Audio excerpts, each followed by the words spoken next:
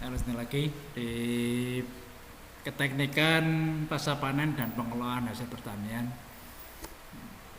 Nanti kalau ini kita kasih bukunya ya, nanti dilihat di buku halaman 33 sampai selesai. Bukunya, ya, buku halaman 33 sampai selesai. Mulainya materi ini lah, materi ke-8. Iya, ini kan tadi kita berbicara tentang keteknikan pasca panen dan pengolahan hasil pertanian. 89. Pertemuan ke-8 dan ke-9 sama. Aspek yang pertama yang di dalam keteknikan itu apa? Pengolahan bahan pangan. Pengolahan pertama itu harus diketahui bahannya itu apa saja. Ya. Nah, salah satu faktor yang mempengaruhi kesehatan manusia itu adalah apa? Gizi yang kita makan sehari-hari itu. Gizi. Ya. Ini kalau dari sisi ilmu. Ya. Yang kedua, jenis dan cara pengolahan bahan pangan juga menentukan kadar gizi. Nah, ini yang dinamakan keteknikan dalam pasca panen dan pengolahan hasil pertanian. Jadi cara teknis yang tidak mengurangi nilai gizi yang dikandung oleh barang-barang panen pertanian itu bagaimana caranya? Contohnya daging, ikan, sayuran, buah dan lain-lain itu bagaimana supaya nilainya itu tetap baik. Nah, itu dicari. Nah, di situ akhirnya muncul nama istilah pengawetan atau penyimpanan. Nah, penyimpanan toh. Kalau di ikan ada kolesterolit, ada apa itu penyimpanan. Jadi, nanti yang dilakukan itu penyimpanan pada suhu berapa yang dicocok dengan bahan yang kita simpan. Jadi menyesuaikan bahan. Jadi pengawetan ini ada secara kimia, ada juga secara biologis.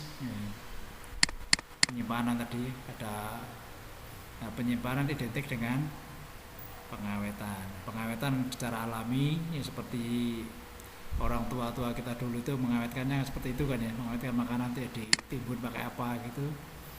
Awet ada cara biologis menggunakan fermentasi. Ini yang lagi rame ya, istilahnya lagi banyak industri yang menggunakan ini. Fermentasi ini. Bikin apa? Tebrik itu fermentasi juga sebetulnya. Tapi fermentasi tingkat dasar. Ada minuman apa? Boba. Boba, ada lagi apa banyak sekarang itu variannya. Apakah itu tidak berbahaya? Kurang tahu, belum ada penelitian yang menunjukkan itu bahaya. Tapi kalau dari sisi ilmu fermentasi, itu fermentasi kan berhenti, belum selesai tadi. Berhenti di situ. Nah, apakah nanti di Lampung terus fermentasi lagi? Ya kurang tahu ya.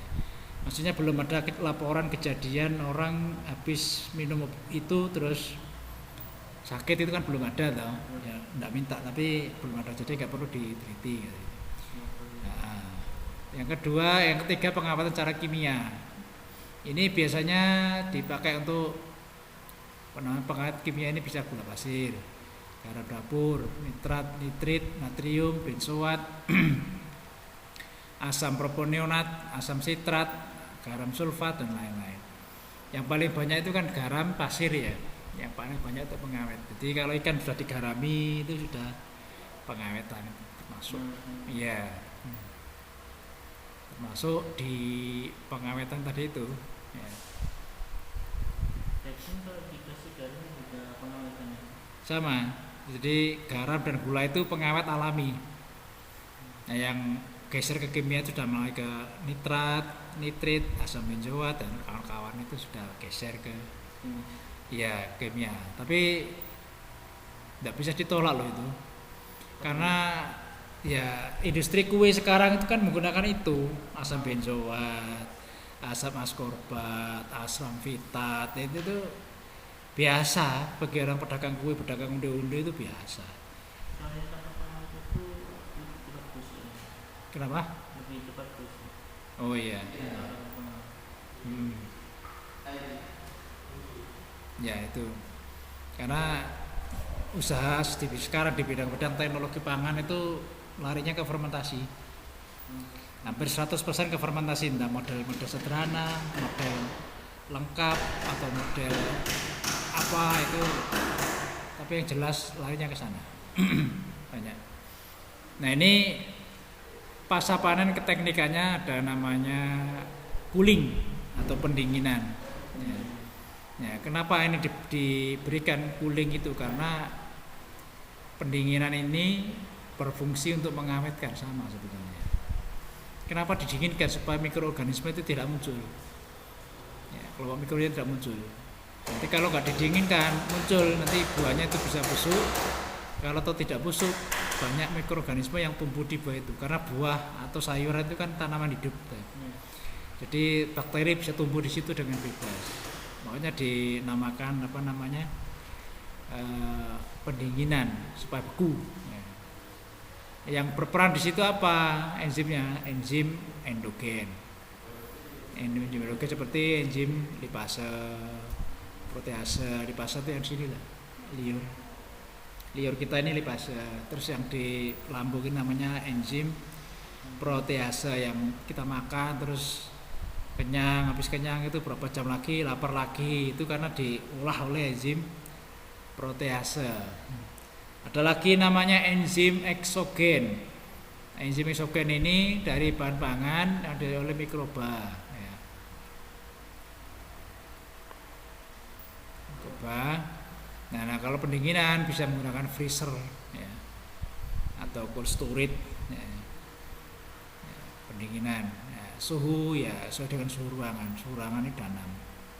Atau yang di suhunya cold storage ya 16,7 itu standar itu.